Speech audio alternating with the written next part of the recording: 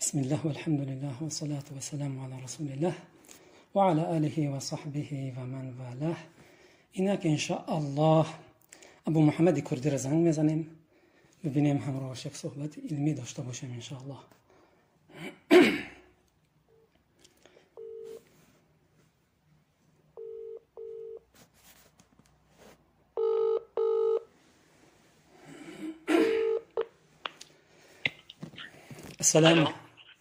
السلام على من اتبع الهدى. السلام و رحمت الله. همراه ابو محمد کردی هستم، درست است؟ شما از اون مشرکای طرفدار ابو محمد مدنی مشرکی، درسته؟ خب از ان شاء الله که قرآن بین ما و شما حکم میکند که قرآن حرف زدنت مشخصه که از اون منتسب به اسلام های مذهبی هستی که دنبال مذهب قال و قیلی، از اونای شما. حالا بیان میکنیم که من کی هستم و چی هستم. نه خب بیان میکنیم، اشکال نداره، فقط به من بگو تو از اونها هستی یا نه؟ نه من مقلد نیستم. بنده ابو اسامه تاجیکی هستم. مناظره شما را همراه ابو محمد مدنی گوش کردم، میخوام راجع با این همراهتون صحبت بکنم. شما اونجا وقتی که همراه ابو محمد مدنی صحبت کردی، لحظه اجازه بده یواش عجله نکن. نه من بیان بکنم. من رو رکورد میکنی برای مناظره تلفن کردی؟ بله. الان شما داری برای مناظره صوت رکورد میکنی؟ بله. شما آماده نیست؟ اگر آماده نباشه هم موقع آماده بدی اون موقع صحبت میکنید. نه من به تو میگم در اسلام خیانت کردن درست نیست. تو کی از من اجازه گرفتی که مناظره کنیم؟ اصلا من خبر نداشتم تو برای مناظره ببین ابو محمد صبر کن. بله. تو هر موقع آماده بودی اون موقع من برات از تو اجازه گرفتم، گفتم میخوام با همراهت صحبت بکنم. البته این شاید مناظره هم نباشه، یک صحبت است. اگر شما حالا یعنی من چیزی نمیگم که اون چیز شما مطلع نباشه، از همون حرفی خودتون زدن من صحبت میکنم که شما راجع با اون البته علم که داشته. یک لحظه اجازه بده دوست گرامی، یک لحظه اجازه بده بنده هم صوت شما رو رکورد کنم. بله. بنده حاضرم. بله. نمیشه که من حاضر نباشم. خب از الان من دارم صوت شما رو الان رکورد میشه پیش من، یعنی صدای شما رو من دارم الان ضبط میکنم. خب قبل از اینکه باهاتون حرف بزنم این رو به شما گفتم خودتون معرفی کنید بار دیگه کی بودی شما؟ ابو اسامه تاجیکی.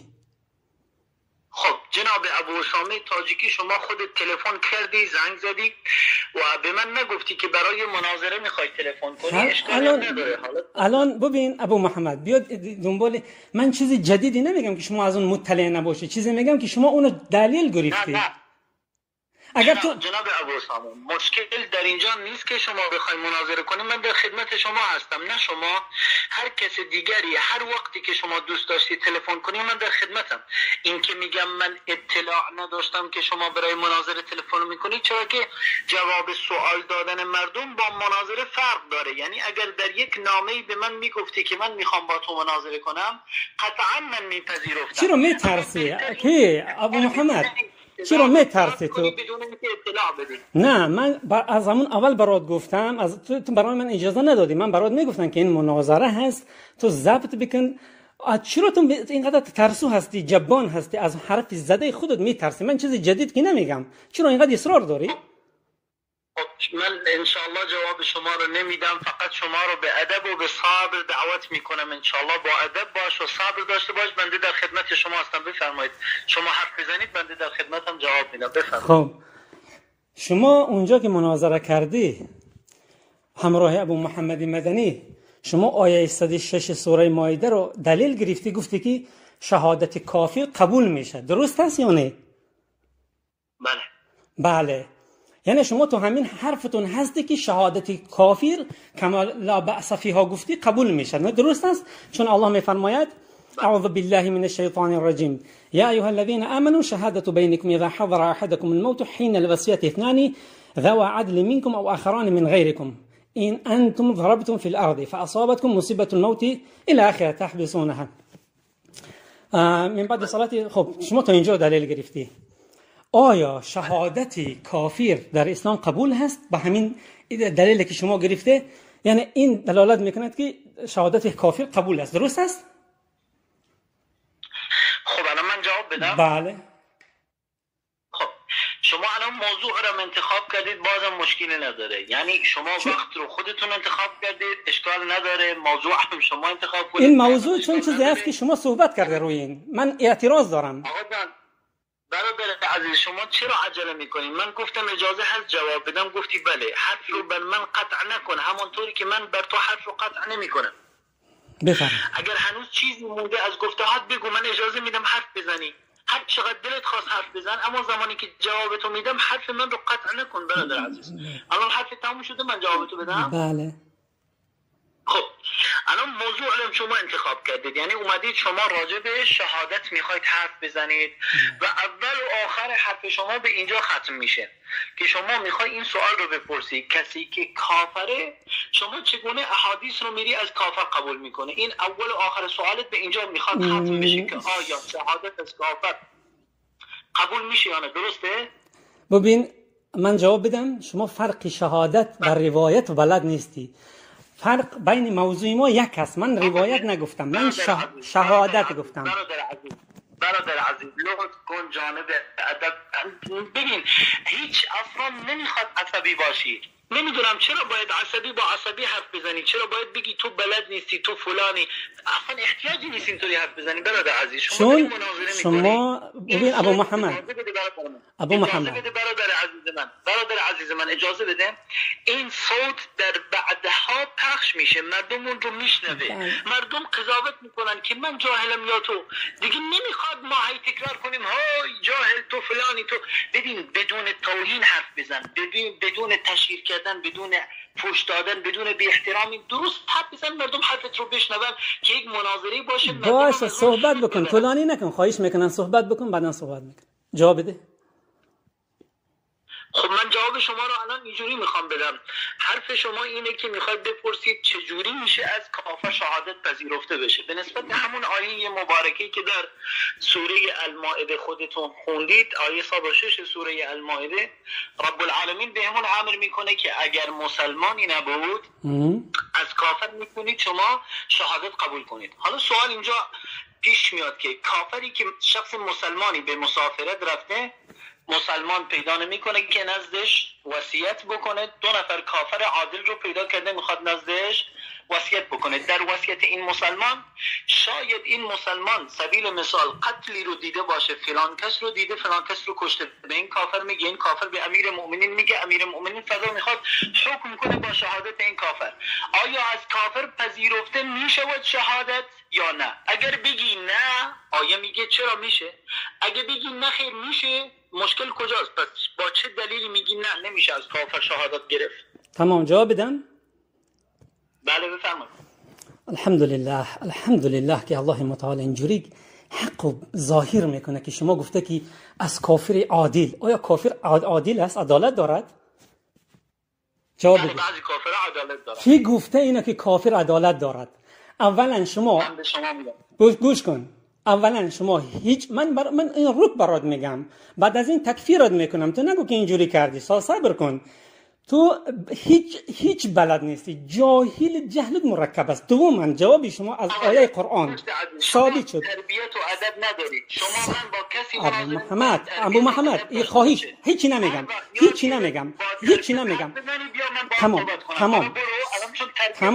تمام با تربیت صحبت. ابو محمد فرار نکن. اعوذ بالله این فرار کرد. اعوذ بالله. دوباره زنگ میزنم. اعوذ بالله این فرار کرد، جواب نمیدهد. لا اله الا الله. ببین چگونه اینها لا اله الا الله، چگونه این میترسه، چگونه جبان هست، چگونه ترسو هست، حاضر به مناظره نیست. این ابو محمد میخوای ادامه بدی؟ اجازه بده. میخوای ادامه بدی مناظره رو؟ میخوام ادامه بدم. خب بگو معذرت میخوام، ببخشید بهتون توهین کردم. اصلا این توهین نیست. من با آیات قرآن ثابت میکنم اینو. من از تو معذرت نمیخواهم. آقای عزیز من حرفم سر صحبت کردن سر جاده. شما مثل آدمای چال میدون حرف میزنی. شما ادب حرف زدن نداری. ابو محمد آیه حدیث نیست. میگم اگر معذرت خواهی میکنی ابو محمد ابو محمد من چی رو معذرت بخوام در حالی که تو اعوذ بالله بلد نیستی؟ یک بار دیگه زنگ بزنم. این چیکار میکنه این؟ اعوذ بالله. این است منهج اهل باطل، فرار. اینقدر اهل سلف، اینقدر اهل سنت و تکفیر. صبر کن ابو محمد چرا بهانه جویی میکنی؟ فقط یک کلمه معذرت خواهی میکنی. از چی معذرت بخواهم؟ از برای چی؟ بگو ببخشید من آدم بی تربیتی ام، من تربیت کمی دارم. اقسم بالله تو صبر بکن. من در آخر اگر ثابت شد برات صبر دارم. من در اول مناظره تا حالا به تو میگم تا آخر ابو محمد اگر من گوش کن، یک دقیقه گوش کن، من به تو اجازه میدم، من خلاف وعده نمی کنم. یک دقیقه به من اذن بده، یک دقیقه به تو اذن خواهم داد ان شاء الله. باش. از اول مناظره تا الان به تو میگم با ادب و با احترام صحبت کن، حتی اگر من بر باطلم یا تو بر باطلی، این رو مردم قضاوت خواهند کرد. شما با ادب حرف بزن. این مناظره رو بعدن آدمهای با احترامی میشنون، در خانواده میشنون. درست نیست که ما هم دیگر رو متهم کنیم تو جاهلی، تو احمقی، تو آقا جان این طرز مناظره نیست. شما ادب رو باید رعایت کنیم. اگر با ادب چه شد رعایت میکنی، من با تو ادامه میدم. بله. اگر ادب رو رعایت میکنم، برو هر وقت تربیت یاد گرفتی، ادب رو رعایت میکنم. بیا من با تو مناظره. ابو محمد ادب رو رعایت میکنم. یک دقیقه به تو اذن میدم که معذرت خواهی بکنی که من با تو ادامه بدم. ابو محمد اگر معذرت خواهی نمیکنی نه. ابو محمد ببین ابو محمد این مناظره رو گوش یا معذرت خواهی میکنی از اشتباهی که کردی. ابو محمد من کفر تو رو میخوام ثابت بکنم. چطور از یک انسانی خائن من چیکار بکنم معذرت بخوام؟ من از اول من از کافر هیچ معذرت نمیخوام. فرار این خبیث اینقدر اهل سنت رو تکفیر میکنه. ببین که وقتی که براش میگه که تو جاهل هستی، فرق روایت از شهادت بلد نیستی، یعنی کافر عادل نیست، این جاهل میگه که تو معذرت خواهی بکن که من جاهل گفتی. اینقدر اهل سنت رو تکفیر میکنن. ان شاء الله من همراه این خیلی میخواستم صحبت بکنم، اما این خیلی جبان است. برادران عزیز متاسفانه زیاد تاسف میخورم که این جبان از روش حرف زدن بنده پی برد که اینجا کفرش آشکار میشد، این فرار کرد. و این تبریک میگم به اهل سنت و الجماعه و اون دسته از جوانانی که برای بنده چند بار زنگ زدن. من از این جوانا معذرت میخوام که تأخیر کردم برای یعنی تماس گرفتم با این زندیق، و این زندیق رو میخواستم امروز با آیات قرآن کفرش رو ثابت بکنم برای شما، اما این فرار کرد. متاسفانه زیاد متاسف هستم. ببین که اهل سنت رو تکفیر میکنه، این حتی آداب و مقدمی بر عقیده میدونه. تو کی هستی که من از تو معذرت چی گفتم؟ جهلتو میخواستم ثابت بکنم، چرا فرار میکنی میری؟ حسبنا الله و نعم الوکیل. این است برادران عزیز منهج اهل باطل. این است، اینو حتی این حاضر نیست صحبت بکنه، معذرت بخواه، اینجور بکن. من گفتم آداب و رعایت میکنم، ساکت میمونم تا آخر مناظره. بسم الله والحمد لله والصلاة والسلام على رسول الله و علی آله و صحبه و من والاه. امروز برای بار ششم ابو محمد کردی رو زنگ میزنم. حالا آنلاین است برای مناظره. ببینیم چی میگه.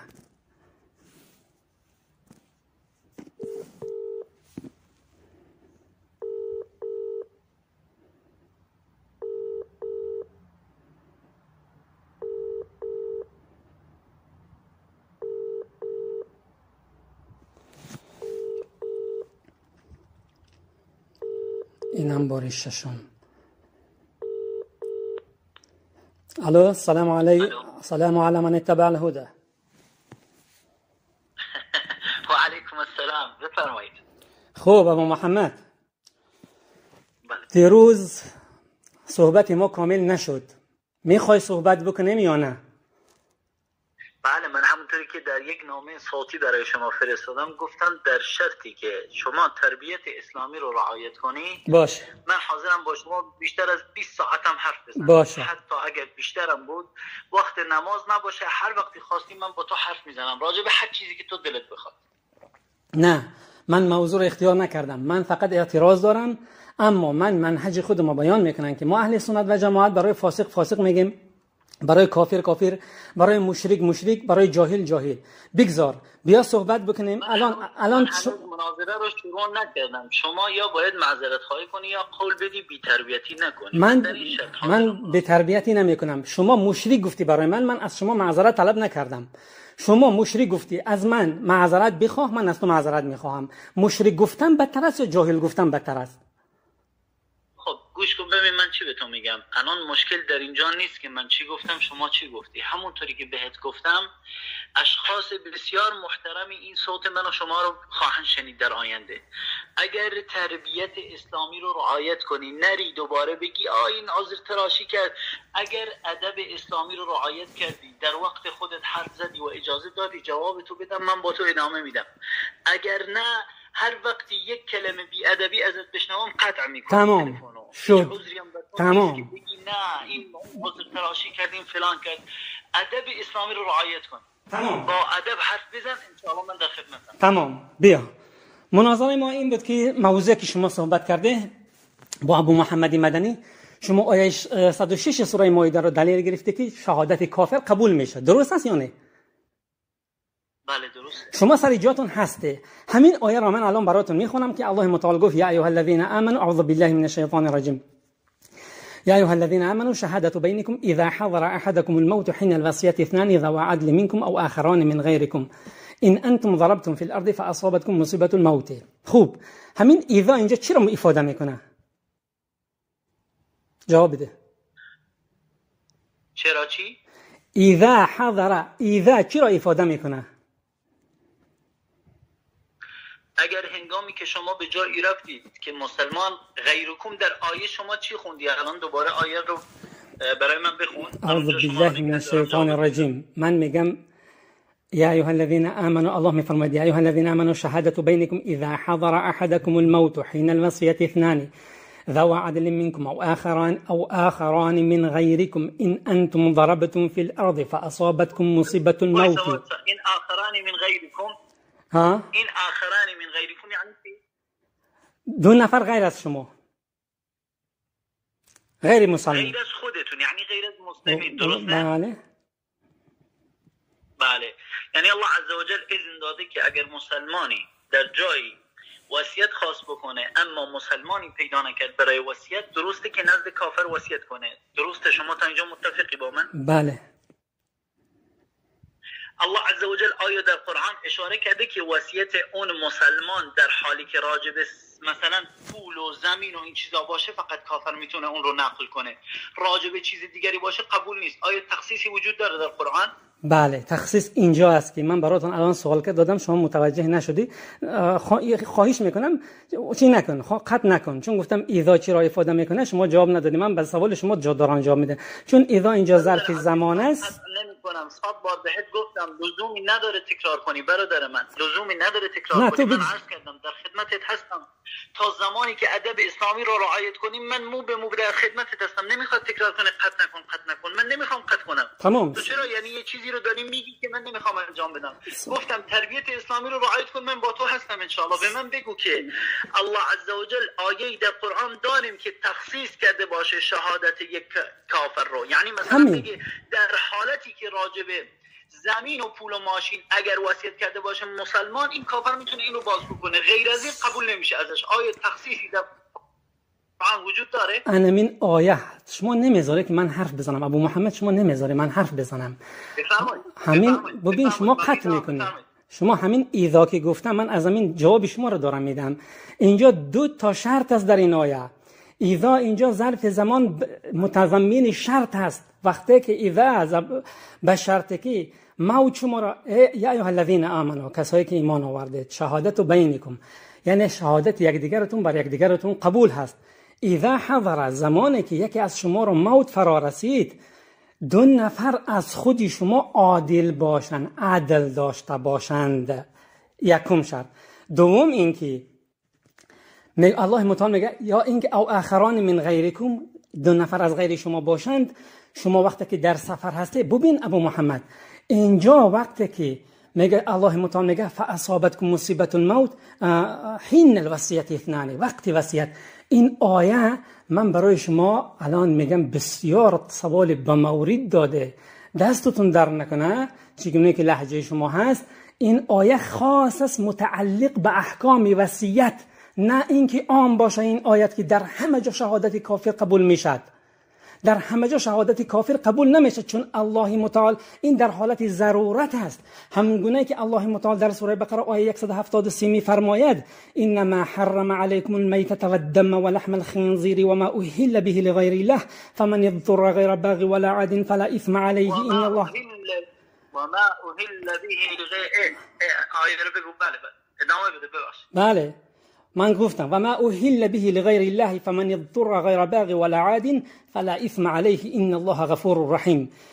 آیه 173 سوره بقره الله متعال میفرماید که برای شما حرام شده است خود مردن و خون مسفوح و لحم خنزیر، گوشت خنزیر و اون چیزی که برای غیر الله اسم برده میشه کشته میشد لغیر الله. فمن اضطر، هر انسانی که مجبور شد در حالت ضرورت بود، غیر باغی ولا عادین، اون ظلم نکرد، طلب حرام نکرد، ولا عادین تجاوز نکرد حدود الله، فلا اثم علیه ان الله غفور رحیم، اون گناه نمیگیرد. در حالت ضرورت الضرورات تبیح المحظورات، ضرورات محظورات را چکار میکنن؟ مباح میگردانن.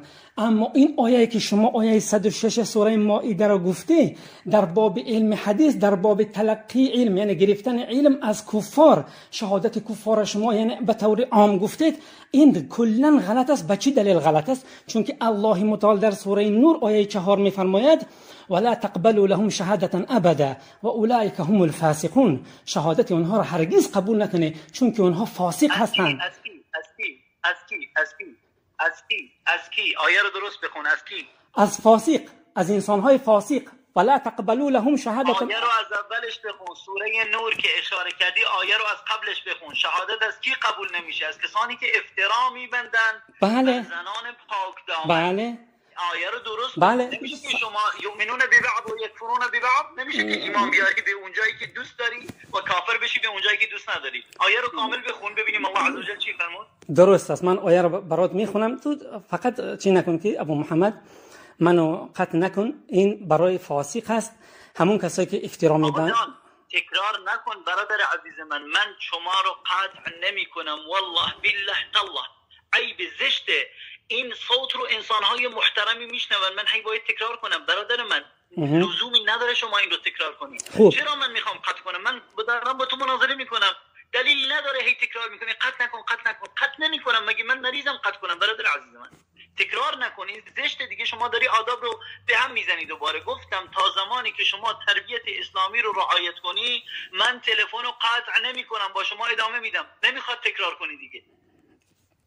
باشد. الله متعال میگه والذین یرمون المحصنات. آیه سوره نور رو درست بخون. والذین یرمون المحصنات ثم لم یأتوا بأربعة شهداء فاجلدوهم 80 جلدة ولا تقبلوا لهم شهادة ابدا و اولئک هم الفاسقون. الله متعال خب شما خیلی حرف زدی، اجازه بده منم حرف بزنم. من تمام بکنم، کامل بکنم، بعداً حرف بزنم. 1 دقیقه برام اجازه بدید. الله متعال میفرماید کسانی که تهمت میزنن زنهای پاک دامن را، بعد سپس 4 تا شاهد نمیارن، اونها را شما 80 تا جلده بزنه، دره بزنه و شهادت اونها را هرگز قبول نکنه و اونها فاسق هستند. کسانی که تهمت میکنند مسلمان هستند فاسق هستند، الله میگه قبول نکنه شهادت اونها را. وقتی که انسانی فاسق شهادتش قبول نیست، چگونه انسانی کافر شهادتش قبول میشه؟ بفرما. اجازه میدی جوابتو بدم؟ بله. من سخن رو بر شما قطع نکردم. اگه دوست داری با دقیقه صحبت کنیم که بر دیگری ظلم نشه.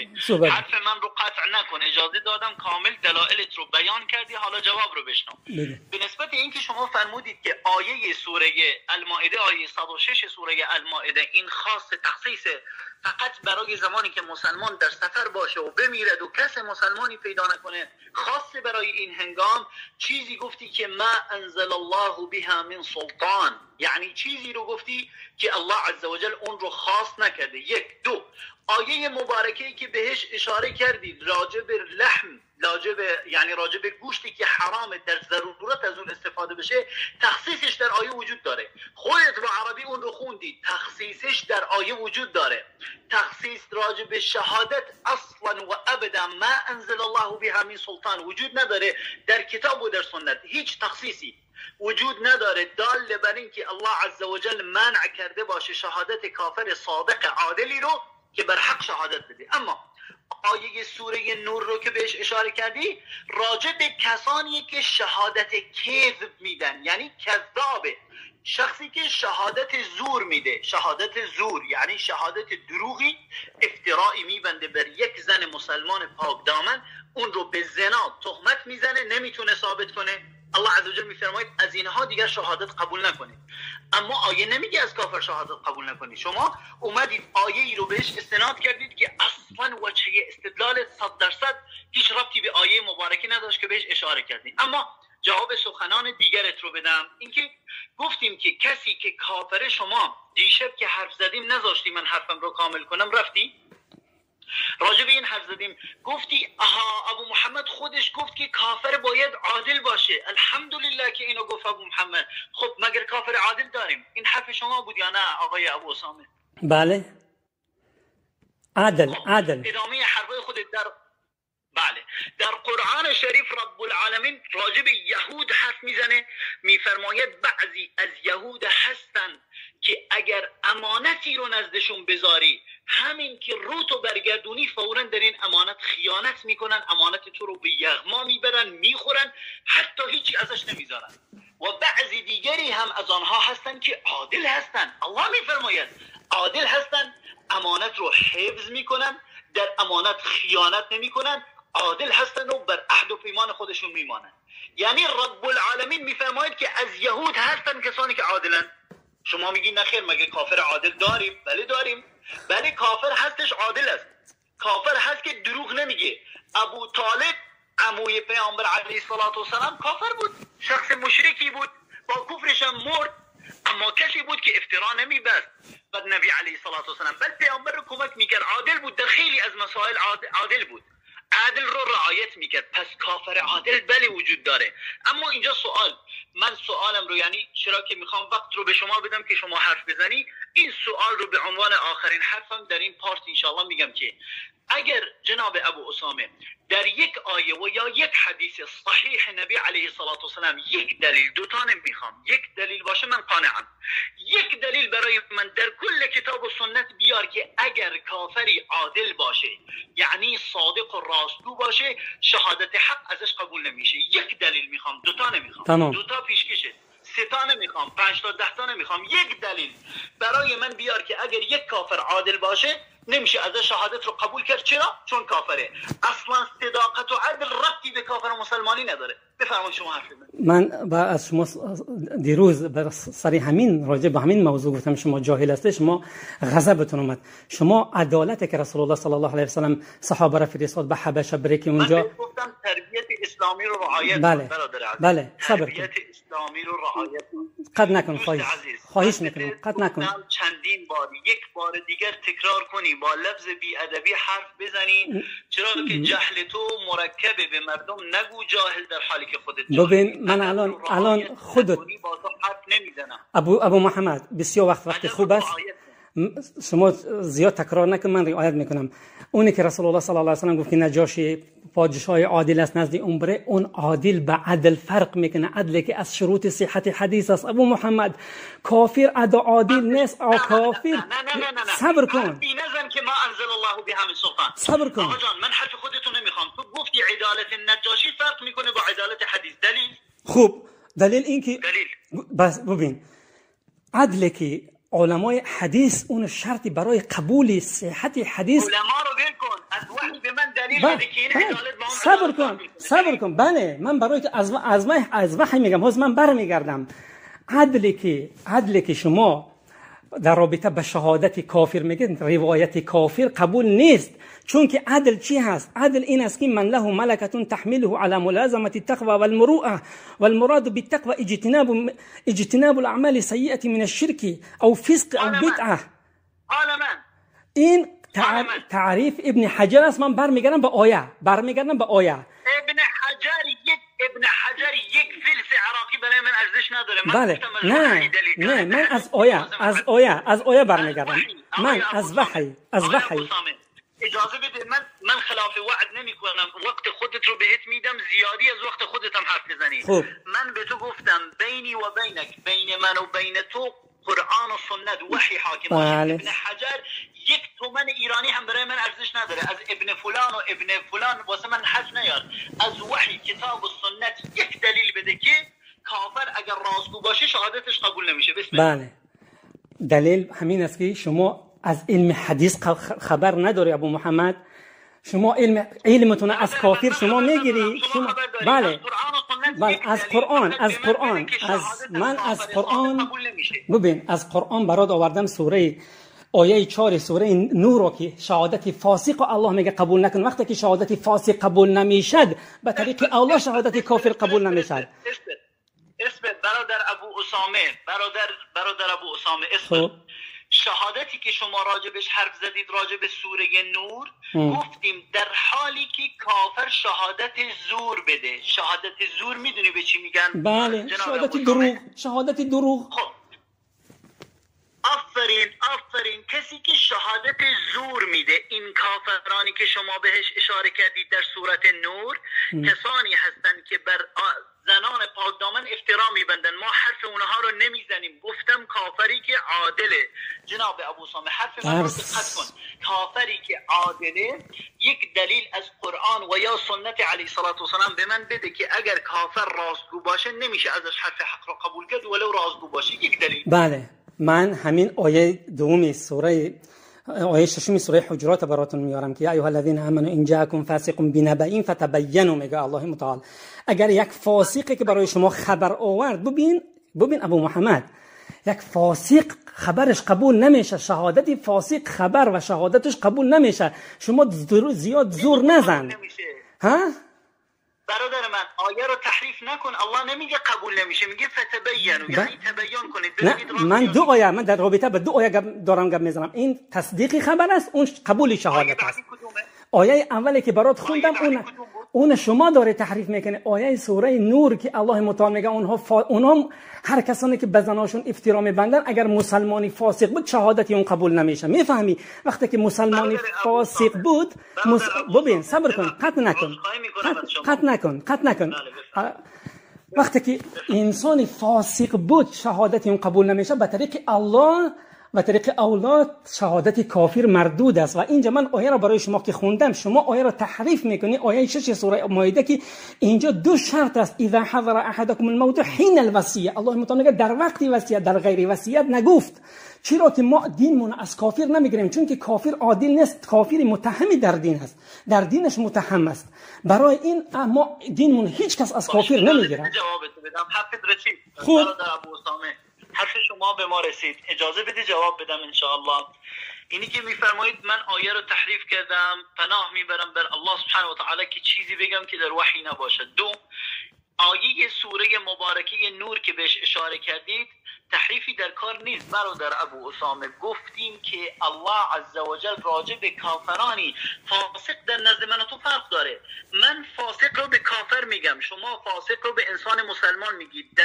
در وحی چیزی نداریم به اسم مسلمان فاسق، اما در دین اهل سنت و جماعه مسلمان فاسق وجود داره، در وحی وجود نداره. نزد من فاسق یعنی کافر.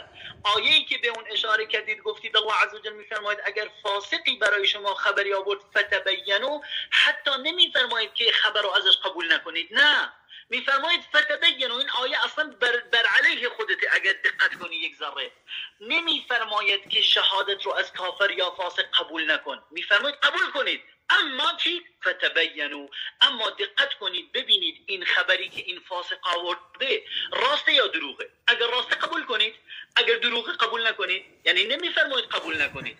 اما اینکه شما الان به من گفتید که شهادت رو از کافر نمیشه قبول کرد، من یک سوالی از شما میپرسم. شما امام بخاری یا امام مسلم رو به عنوان امام علم حدیث قبول داری یا نداری؟ بله قبول دارم. اگر امام بخاری یا مسلم کفر کرده باشن آنها را تکفیر میکنی یا نه؟ بله من تکفیر میکنم. باید که موضوع منحرف نشد. اول ما از این موضوع از این موضوع خلاص بشیم. در راجب علم حدیثه والله بالله تعالی راجب بله بله منحرف نمیکنم. من به تو میگم که امام بخاری از خوارج حدیث روایت کرده. بله. خوارج کافر هستند. نبی علیه الصلاه و السلام میفرماید که یمرقون من الدین کما یمرق السهم من الرمیه. حکم امام بخاری چیز هرچند من بخاری رو تکفیر نمیکنم، اینو بدون من مسلم بخاری رو مسلمان میدونم، اما به تو میگم که امام بخاری از خوارج نقل قول میکنه. آیا امام بخاری کافره که از کافر نقل قول میکنه یا نه مسلمانه و امام حدیثه؟ تمام امام حدیث است. بخاری ابن عباس رضی الله عنه پشت سر اون خوارجی که اون زمان بودن نماز گذاشته بود. اون خوارج در علم حدیث در علم صبر کن من از بخاری برات میارم، من از بخاری برات دلیل میارم. صبر کن فقط موضوع رو محمد اقسم بالله من برات دلیل میارم. گوش کن پشت اما صبر کن تو حالا قدم به قدم عبدالکریم میاره. من از عبدالکریم که بخاری روایت کرد قدم به قدم ابو محمد. ببین من سوال شما رو دارم جواب میدم، چون قاعده دارد امام بخاری، همین امام بخاری رحمه الله که شما میگه رحمت الله علیه، حتی از شیعه حدیث روایت کرده است در همین کتاب صحیح بخاری از شیعه. ببین نه صبر کن من بگم چرا قطع میکنی؟ چون شیعه در اصطلاح در عرف متقدمین شیعه به کسی گفته میشد که علی رو بر عثمان تفضیل میدادن، برتر میدونستن. اما در مصطلح الحدیث در علم حدیث همین است که هر مبتدعی که با وجودی که خوارج اون زمان اونها مبتدع میگفتن و شیعه را مبتدع میگفتن، شیعه این روافض نبود، شیعه بودن اونها. با وجود این هر کسی که در علم حدیث دعوت به بدعت خودش نکند از اون روایت میکردن. این موضوع کلا موضوع علم حدیث است، این رو بگذار. اما این حدیثه که شما این آیه را که کلا رد میکنی، اصلا میگه که نه اونها شهادت دروغ دادن، فلان کردن، اولان کردن، خب کافر شدن. حالا شهادت دروغ هم دادن که کافر شدن. اگر بگی تو فاسق است، من بیام تنزلا من باب تنزل بگم که بله اونها کافر شدن، کافر فرق نمیکنه که کافره که کافر است. الله متعال میگه چون اونها کافر. الله متعال در این سوره در آیه 4 سوره نور میفرماید ولا تقبلوا لهم شهادة ابدا واولئك هم الفاسقون. ما اونها فاسق هستن، اونها کافر. هر انسان کافر شد. و آیه که شما تحریف میکنه این خاص است و عام میکنی، آیه 6 سوره مائده. ابو محمد اینجا حین الوصیه چی رو افاده میکنه؟ حین وقتی وصیت، در غیر وصیت نگفت، وقتی وصیت. شما برادر ابو سامد بله من جواب این دو تا آیه مبارکی که بهش اشاره کردی جواب تو دادم. نه اقسم بالله ندادی، اقسم بالله ندادی. تو دروغ میگی، آیه رو تحریف میکنی. اجازه بده جواب تو بدم یه بار دیگه. بگو. نه بنابر الله. ببین برادر عزیز جانب ادب رو رعایت کن. با حمله کردن منهج نمیشه. من حمله نمیکنم، اما تو داری تحریف. پدر و مادریم نه اینکه برادر دینی باشی. اما گوش کن جواب آیه رو دوباره بدم. آیه مبارکه‌ای که در سوره نور بهش استناد کردی، بهت گفتم که راجب به کسانی است که بر مسلمین، بر زنان مسلمین افترا می‌بندند، اینا کافر شدن. بله. الله که می‌فرماید لعنوا فی الدنیا و فی الاخره، یعنی لعنوا برای چی؟ آیا مسلمان لعنت میشه در دنیا و در آخرت؟ جناب ابو سامد مگه ببین که ابو که همین آیه که من خوندم در کجا لعنوا هست؟ در آیه سوره نور در یک آیه دیگه الله عز وجل میفرماید کسانی که زنان پاک دامن رو افترا میبندن لعنوا فی الدنیا، در دنیا لعنت بر اونها باد و در آخرت کذالک. لعنت بر کافر میشه، بر مسلمان نمیشه. بله اینجا سر همین آیه‌ای که من گفتم، از آیه بیرون نرو. همین آیه که الله میگه اونها کافر فاسق هستن قبول نکنه. اینجا لعنه گفته نیست. شما تحریف نکن. شما داری تحریف میکنی، آیه خاصه حکمشو عام میکنی، افترای بر الله میبندی، بعدا میگه که ببین که تو دینت از کافر میگیری. درست است یا نه؟ خب یک لحظه اجازه بده آیه رو برات بخونم ببین تحریف کردم یا نه. نه این بیا من آیه بعد بخون. آیه 23 سوره نور، آیه 23 سوره نور رب العالمین میفرماید اعوذ بالله من الشیطان الرجیم ان الذين يرمون المحصنات الغافلات المؤمنات لعنوا في الدنيا والاخره ولهم عذاب عظیم. کجا تحریف کردم؟ الله میفرماید کسانی که زنان پاک دامن رو به زنا افترا میکنن لعنوا فی الدنیا، لعنت الله بر اونها باد در دنیا و فی والآخرت، و در آخرت لعنت بر اونها باد و لهم عذاب عظیم. این آیه 23 سوره نور کجا تحریف کردن؟ من تحریف برای آیه سوره 6 سوره مائده برات گفتم ابو محمد که اون خاص است تو اون عام میکنی. تو کسانی که جناب ابو سامه سوالم رو بگید، کسانی که بر زنان پاک دامن افترا میبندن آیا کافرن یا مسلمانن؟ مسلمان هم میتونه افترا ببنده، مسلمان هم میتونه افترا ببنده، گناه کبیره است نزد عقیده الله اینجا تکفیر کرد. آیه رو بیدارش کنیم. الله تکفیر میکنه میگه الذين يرمون المحصنات غافلات المؤمنات لعنوا في الدنيا والآخرة ولهم عذاب عظيم. آیه 23 سوره نور. خب الله تکفیرشون میکنه، شما میگی مسلمانه، چیکار کنیم؟ نه من میگم که مسلمان هم میتونه که چی بکنه، یعنی قذف بکنه، تهمت بکنه. کافر هم میتونه که تهمت بکنه. میدونی این حرمت قذف اینجا چیکار میکنه؟ بیان میکنه. برادر عزیز من سوالم اینه، آیا کسانی که بر زنان پاک دامن افترای زنا میبندن در حالی که نمیتونن ثابت کنن کافر هستن یا مسلمان؟ انسان هایی که اگر مؤمن باشن تهمت بکنن، تهمت گناهی کبیره هست. خوب اگر کافر هم باشه کافر تهمت میکنه؟ نه کافره که انسان این آیه رو برای من ترجمه کن. این آیه 23 سوره نور رو برای من ترجمه کن. الا الذين يرمون المحصنات الغافلات المؤمنات لعنوا في الدنيا والاخره ولهم عذاب عظيم. من اینو برای ترجمه میکنم. الله متعال اینجا نگفته. الله متعال در اینجا میگه که کسانی که تهمت میکنن زنهای پاک دامن که اونها غافل هستن از اون فاحشگی، زنهای پاک دامن مؤمن را اونها لعنت کرده شده هستند در دنیا و آخرت، برای اونها عذاب بزرگ است. اینجا نگفته است اونها مسلمان باشه. ان الذين امنوا يرمون المحصنات الغافلات نگفته است اینجا. ببین چرا تو از موضوع بیرون میشی. موضوع ببین ابو اسامه کجا بیرون شدم؟ آقا جان ما میخوایم بفهمیم که آیه قبلی که شما بهش اشاره کردید که الله میفرماید ازشون شهادت قبول نکنید، منظور آیه نمیفرماید مسلمان یا کافر، میفرماید ان الذين يرمون المحصنات، کسانی که بر زنان پاک دامن تهمت میبندن کافر هستن، لعنت الله بر اونها با در دنیا و در آخرت. چه مسلمان، یهودی، نصرانی، مجوسی، هر دین و مذهبی که داره افترا کرد بر زنان پاک دامن لعنوا فی الدنیا والآخره ولهم عذاب عظیم. ابو محمد باز هم این ضد خودت است. این حجت ما حتی شما رو شنیدیم، جواب هر دو آیه رو دادم که الله عزوجل شهادتی که شما میفرمایید از اونها فاسق هستن و ازشون شهادت قبول نکنید به نسبت کسانی است که شهادت زور میدهند. ما میگیم کافری که عادله، یعنی شهادت زور نمیده، کذاب نیست، صادق به شهادت. کافری عادل که وجود ندارد که کافر باشد و اون عدل داشته باشد. مراد از عدل این است که انسان صالح باشد، از فسق و شرک و بدعت دور باشد. در علم حدیث انسانی که مبتدع باشد بعد بدعتش دعوت بکند حدیث اون قبول نمیشه، چون از اون دین گرفته میشد. تو میدونی اینو یا نمیدونی؟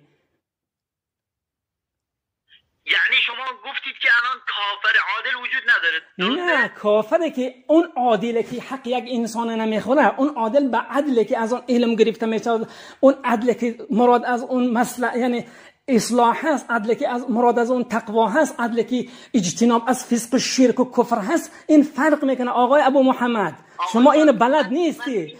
شما دینمون از کفر نمیگیریم، ما دینمون از کافر نمیگیریم. تو اینو میدونی؟ آقای ابو سامه یک لحظه آرام باش. من برای شما آیه رو اشاره کردم، گفتم الله عزوجل میفرماید از یهود هستن کسانی که امانت رو حفظ میکنن و بر وعد خودشون صادق هستن، و بعضی از یهود هستن که بر امانت خودشون صادق نیستن، وعد رو خلاف وعده میکنن. اینو چیکار کنیم؟ از همون یهود دین گرفته میشد؟ خب الان تو این رو برای من مشخص کن، آیا کافر عادل وجود داره یا نه؟ کافر عادل نگاه کن، من برات 20 بار این سوال جواب دادم، تو متوجه نمیشی. من برات جواب دادم که عادله که حق یک انسانو نمیخوند، ظلم نمیکند، مثل نجاشی که اون کافر بود و عادل بود. اما عادله که اهل اصلاح و صلاح باشد، اهلی که از شرک و کفر و فسق دور باشد، از بدعت دور باشد. شرط اساسی قبول حدیث این است که از اون 5 شرط حدیثی صحیح. الان باشه، قبوله. ببین تو جواب ندادی. تو بگو که تو نه میدم. یک لحظه استاپ کن، دارم جوابتو میدم. تمام همینی که تو گفتی درسته. ما میگیم این کافری که راجع به نجاشی یا راجع به یهود اومده، اینا یک عدل دیگه یه عدل حدیث باید یه عدل دیگه باشه. باش منم با تو همین فرض بگیریم این حرفی که تو زدی راسته. خب برگردیم به بخاری. من گفتم که آیا شما خوارج رو کافر میدونی یا مسلمان؟ اینو به من بگو اول. ما خوارج رو کافر میدونیم. خوارج اون زمانی که بودن مثل خوارج این زمان همه اونها در اسما و صفات تعویل نمی کردن. تو میدونی اینو نمیدونی؟ تعویل نمی کردن. خواهش میکنم ازتون به اسما و صفات نرید. نه این علتش بله خوارج کافر هستن. من علتش رو میگم برات. علتش چی بود؟ علتش رو نمیخوام. بدون علت چطور میشه؟ بدون علت چطور میشه؟ تو ابو محمد ببین مثل مدنی نباشید. خواهش میکنم وقت من رو ضایع نکنید. اجازه بدید من هم در وقت خودم حرف بزنم. عزیز من خلاف وعد نفرمایید. اجازه بده منم جوابتو بدم. حرف ما اینجا راجع به خوارج نیست که خوارج دلیل کفرشون چیه. اصلا من اینو نپرسیدم. من پرسیدم آیا خوارج کافره؟ گفتی بله. گفتم چجوری میشه که انسان احکام دین رو از خوارج نقل کنه؟ بخاری این کارو کرده، از جهمیه نقل کرده، از جماعت اون جهم بن صفوان لعنت الله بر اون جعد ابن درهم، از این جماعت مرجئه ها، از جماعت معتزله ها حدیث روایت کرده. بخاری کافر یا مسلمان؟ من ببین ابو محمد شنونده هایی که این چیز رو ما نشر میکنیم اونها میدونن که من برات تو فقط میخوای وقت زیاد بکنی. من برات این جواب دادم. هر انسان ببین من برات گفتم که بخاری قاعده دارد. من برات گفتم آقا ابو محمد بخاری و مسلم همه اینا متفق هستن. هر انسان مبتدعی که بر بدعت خودش دعوت نکند از اون حدیث روایت میکردن، اما بر بدعتش دعوت بکنند از مبتدع بر دعوی خودشون دعوت میکردن. ببین باطل خودشون دعوت میکردن. حتی قتال کردن راجع به باطل. صبر بکن. شما گفتنی هستید که این قاعده که بخاری وضع کرد و تمام محدثین خودتو عوض نکن. تو گفتی مسلم و بخاری برای این متفق بودن که کسی که بر عقیده باطلش دعوت نکرده باشه میشه ازش حدیث روایت کنه. برای اینجا استثناء قائل شدی.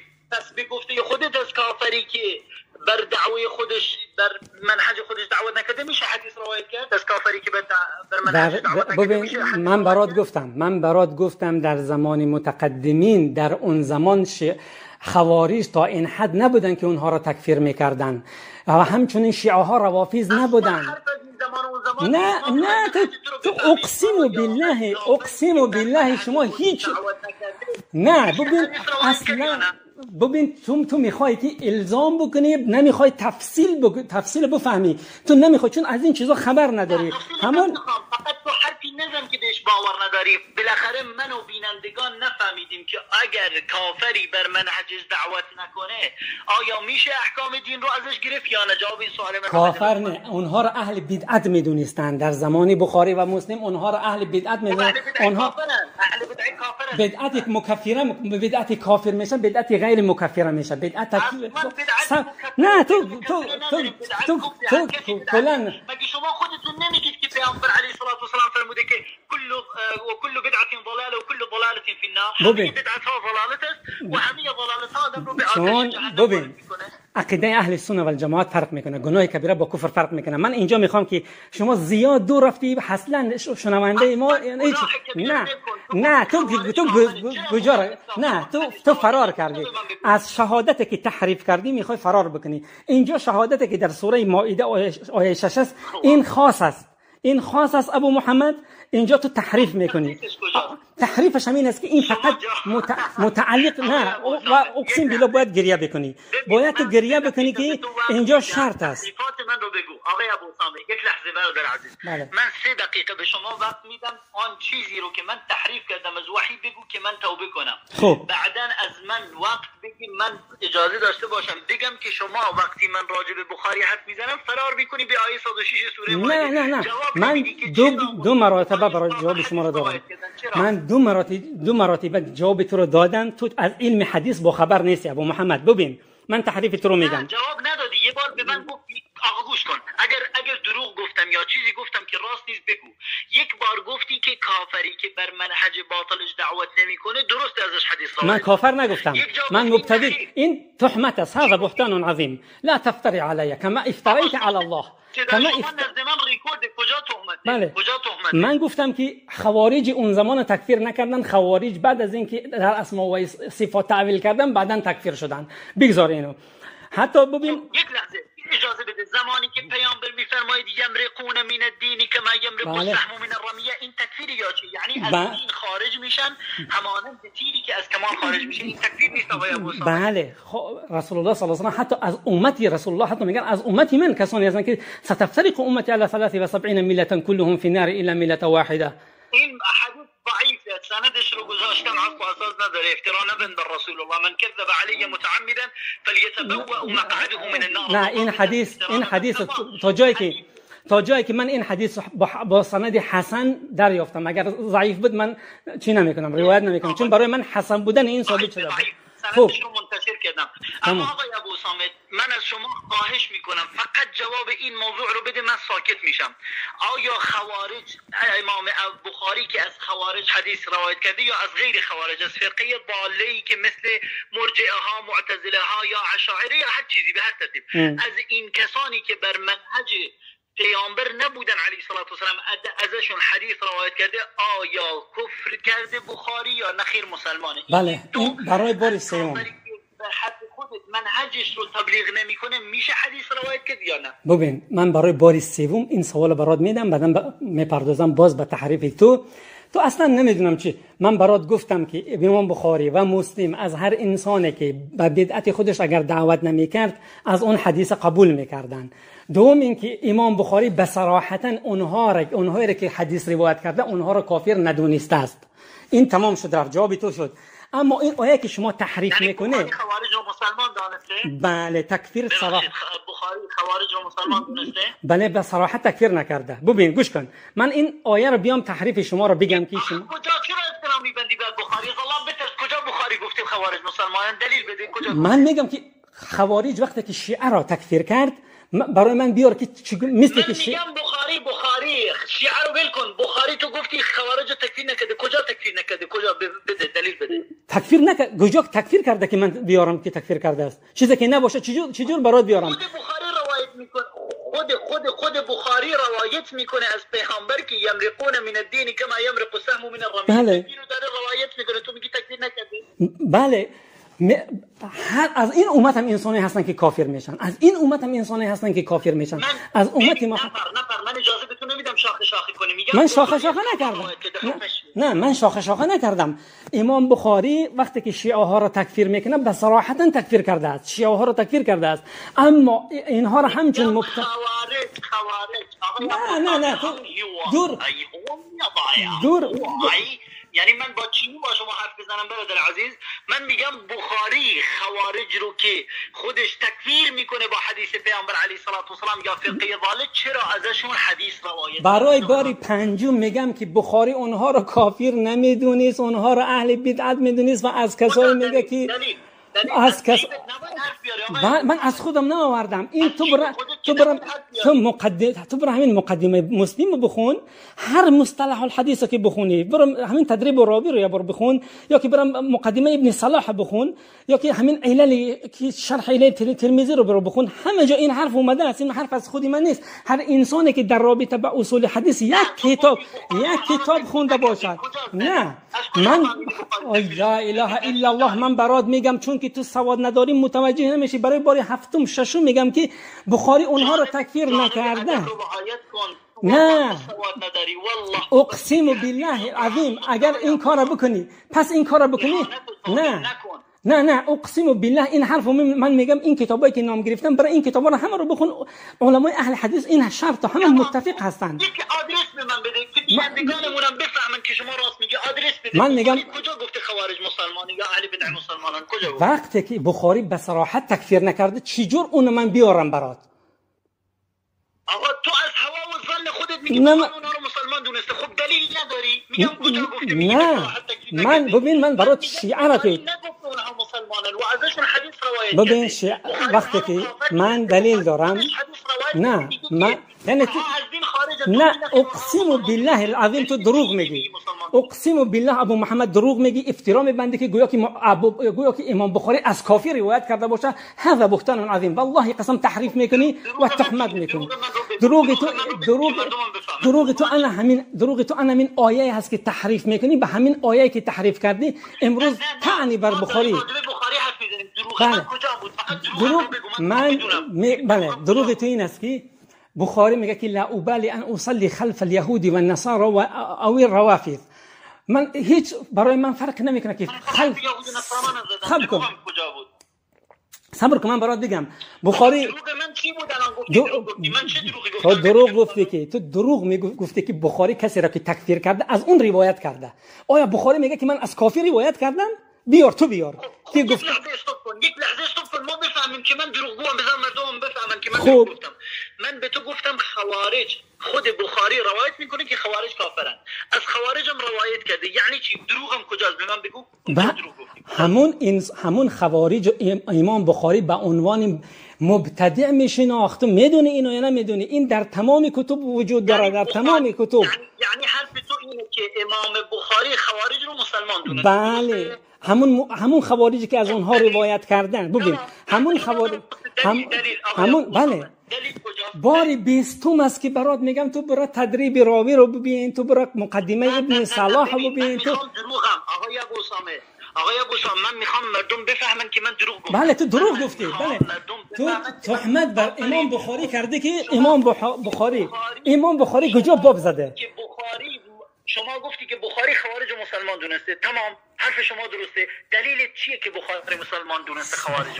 اصلا متوجه نمیشی. ببین ابو محمد من برات 20 است میگم که برای بار 20 است میگم که اونها را اون مبتدع میدونست و هر مبتدعی که هر انسان بدعتکاری که به بدعتش دعوت نمیکرد منهج بخاری این بود که از اون روایت بکنه. متوجه میشی؟ الو صدا کجا شد؟ سبحان الله. الو قطع شد.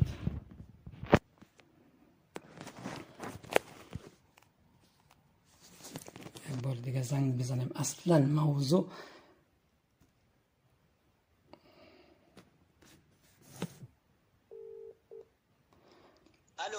الو صدا هست؟ صدا قطع کردی آقا؟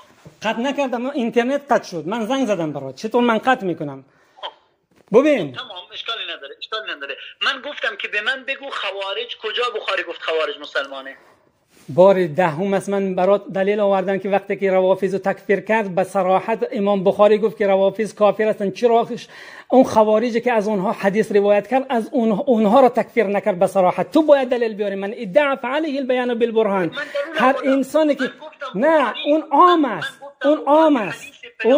است اون عموما گفته که از بله گوش کن من دلیلم رو بدم. گوش کن من دلیل رو بدم.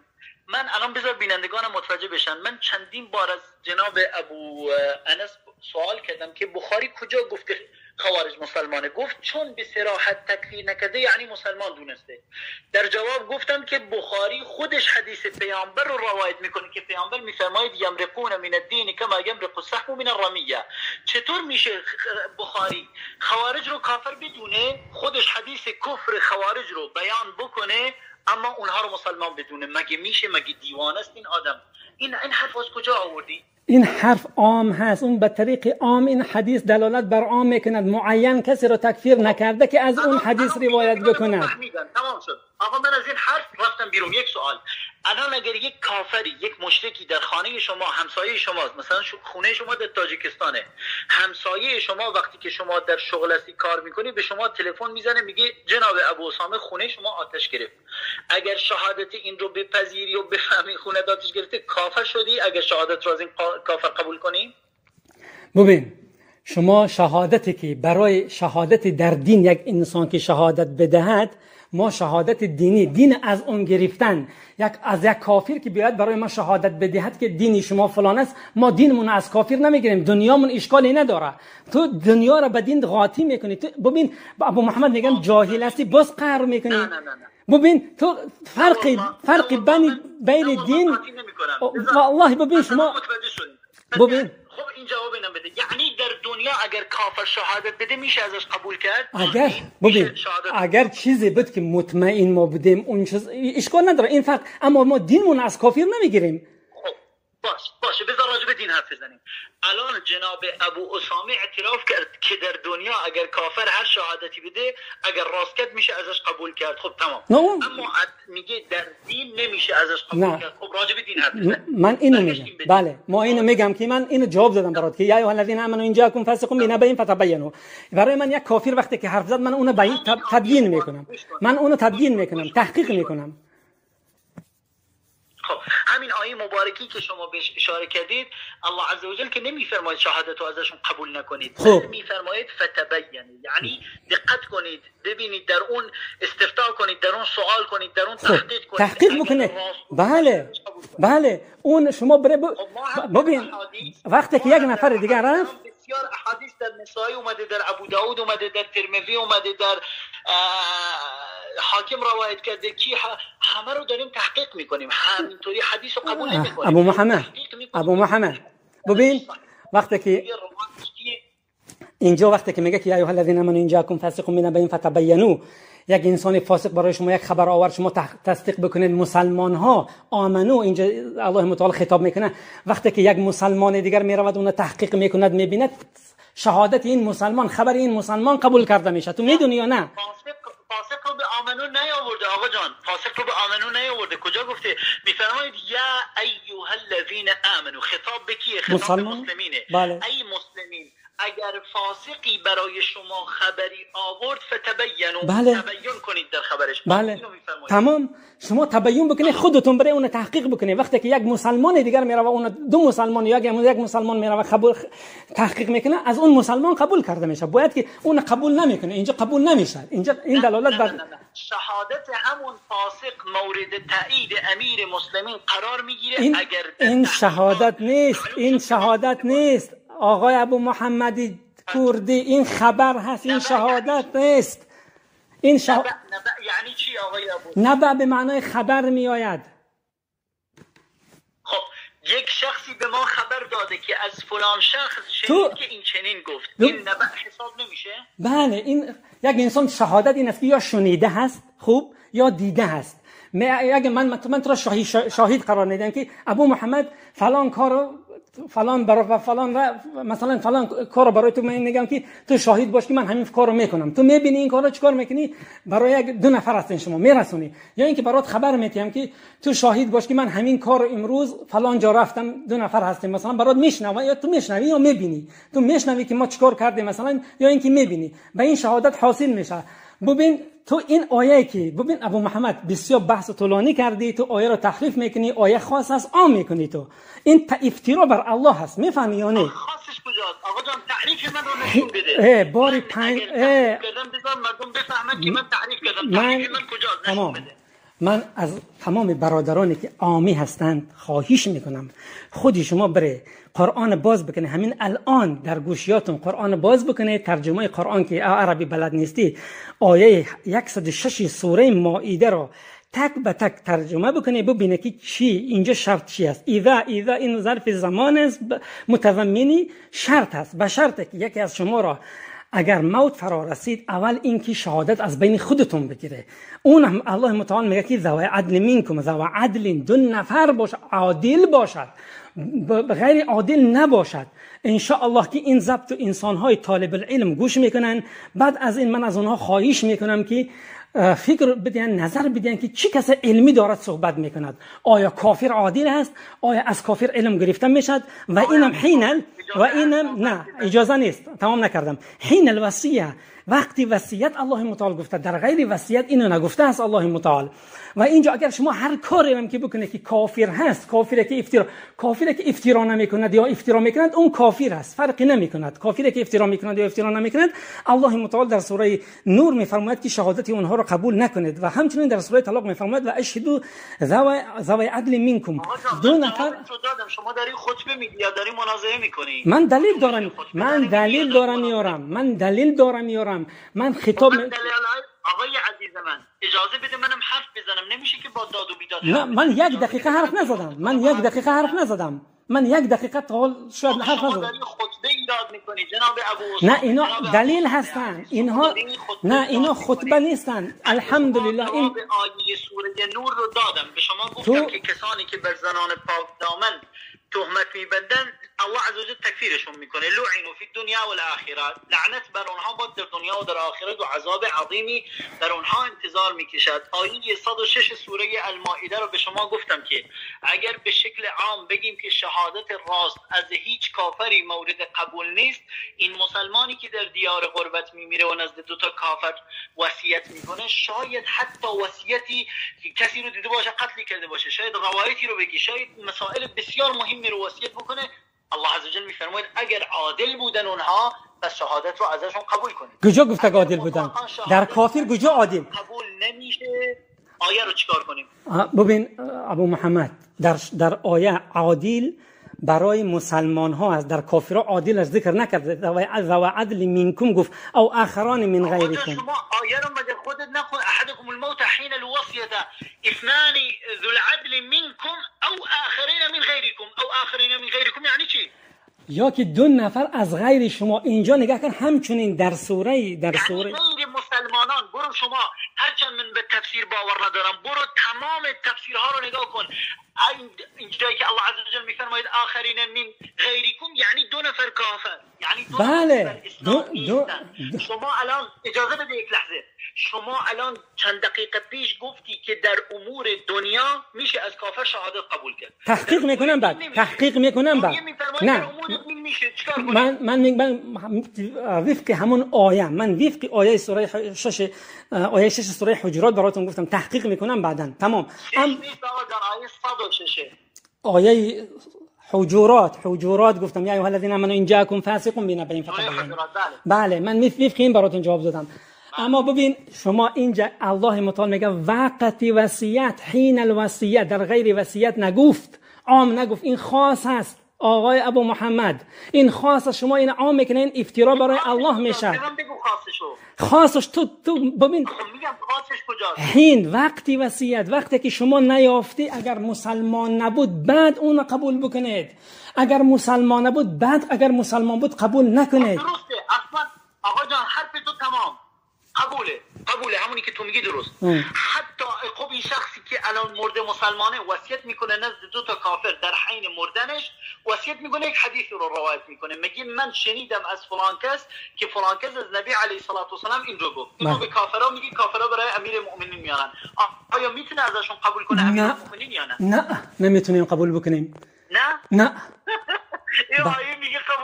این اقسم بالله این آیه برای وصیت از خاص است. خاصی وصیت است نمیکند کافر. میگم وصیت اصلا حرف تو تمامه آقا جان، من اعتراف میکنم به حرف تو تمام. برای وصیت این مسلمان وصیت کرده، گفته من قبل از اینکه بمیرم شنیدم از فلان کس که گفت پیامبر این چنین گفت. اینو به 2 تا کافر میگه در حین مردنش. این 2 تا کافر این حدیث رو میارن به امیر المؤمنین میگن آیا میشه پذیرفت؟ وصیت ببین وصیت نه اقسم بالله باید گریه بکنی. اقسم بالله باید گریه بکنی. من برای تو دلم میسوزه. آقا جان من میگم الله میگه بپذیر، تو میگی نپذیر. الله میگه وصیت به چی کردن؟ آقا ابو محمد اگر وصیت وصیت باشه آقای ابو سامی، یک لحظه خواهش میکنم ازتون، 20 ثانیه به من اجازه بده، خواهش میکنم. الله عزوجل میفرماید ازش اگر مسلمان پیدا نکردید نزد 2 تا کافر وصیت کنید. خب اما نگفت این وصیت چی باشه. شاید این وصیت حدیثی باشه روایت کرده، شاید این وصیت شهادتی باشه روایت میکنه، شاید این وصیت هر چیزی باشه. میگیم اگر در حین وصیت این شخص گفت من از شخصی شنیدم که اون شخص از پیامبر شنید این رو به 2 تا کافر گفته، 2 تا کافر میرن نزد امیر المؤمنین، آیا میشه ازشون حدیث رو قبول کرد یا نه؟ الله میگه قبول کن، تو میگی نمیشه، چیکار کنیم؟ خب جواب تو بدم. بفرمایید. سبحان الله. ببین اینقدر حالا من میترسم که شما قطع نکنه، به این خاطر جاهل نمیگم، چون وصیت در حالت موت برای این است که صبر کن. وصیت به چیزی گفته میشن که برای مال میراث این چیز برای فلانی بدی، از این برای این مالی که نزدی من هست، این در سفر هست، میگه در سفر بودی، این مال فلانی هست، برای فلانی انسان برسونه. نه این تفسیر من نیست. نه این تفسیر من نیست. این تفسیر من نیست. اقسم بالله وصیت به همین چیز میگن که این نمیگی که تو گفتی آیه وصیت. نه وصیت و چی گفته میشه؟ وصیت این چیزی که شما میگه وصیت به اون گفتن. وصیت بر این است که یک انسان میگه که این مال من است، این برای ورثه من، یعنی تو بدون که این مثلا مال من، این گوشی، من میگم که این گوشی ابو محمد است. صبر کن. نه بگذار من گوش کن. نه صبر کن. پیرمردی در حین وفات مسلمان پیدا نکرده، 2 تا کافر نزدشه، میگه ای 2 تا کافر اگر برگشتید به دارالاسلام به پسر من بگید که من چی شد؟ الله علیه وسلم که گفت ربا نخورید فلان نکنید فلان، این حدیث رو بهش میگه. این 2 تا کافر این حدیث رو بگن، پسر این پیرمرد میتونه قبول کنه یا نه؟ نه، چون که ربا در قرآن ثابت شده است. بله ببین، اقسم بالله العظیم، اقسم بالله العظیم تحریف میکنی. اقسم بالله تو تحریف میکنی. نه این تحریف بود از علم حدیث. حتی تعریفی عدل و ندونستی، بازم خاموش کردی رفتی. من بس همه کسایی که مردم عوام هستند، از همه شما خواهش میکنم، این قطع کرد رفت، شما از طالب علم خواهش میکنم، از کسایی که اهل علم هستند، از همه سوال بکنه که آیا از انسان کافر شهادت قبول میشه؟ همه براتون میگن نه. انسانی که اون من براش 7 بار جواب دادم، اون کسایی که امام بخاری روایت کرد اونها را تکفیر نکرده بود، اونها را همچون مبتدع میشناخت. از اونها هم از کسایی روایت کرد امام بخاری که اونها به بدعتشون دعوت نمی‌کردند، انسان‌های راستگو بودند، به بدعتشون دعوت نمی‌کردند، حتی تعریف عدل این شخص نشناخت. این آیه فقط برای وصیت، یعنی متعلق به احکام وصیت است. این آیه رو میاره تحریف میکنه.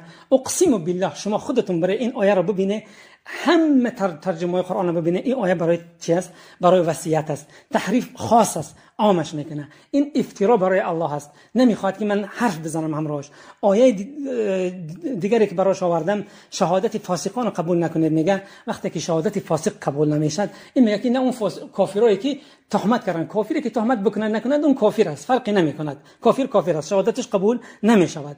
همچنین شهادت از مسلمان باید از عادل باشد و اشهدوا ذوی عدل منکم. الله متعال در سوره طلاق میگه از 2 نفر عادلی از خودتون چیکار بکنه؟ شهادت بگیرید. میگه اونها باید شهادت بدین، چون این افترا میبنده، تهمت بر الله میکنه که گویا که الله این عام گفته باشه.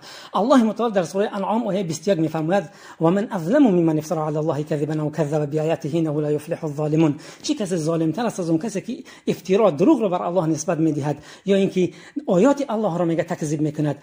انه لا یفلح الظالمون، انسان‌های ظالم مفلح نمیشوند، رستگار نمیشوند. همچنین در سوره همین انعام آیه 144 میفرماید فمن اظلم ممن افترى على الله كذبا ليضل الناس بغير علم ان الله لا يهدي القوم الظالمين. چه کسی ظالم تر است از اون کسی که دروغ را بر الله نسبت میدهد بدون علم، بغیر علم، لیضل الناس بغیر علم، تا اینکه مردم بدون علم گمراه بکند، مثل اینکه بدون علم گمراه میکند.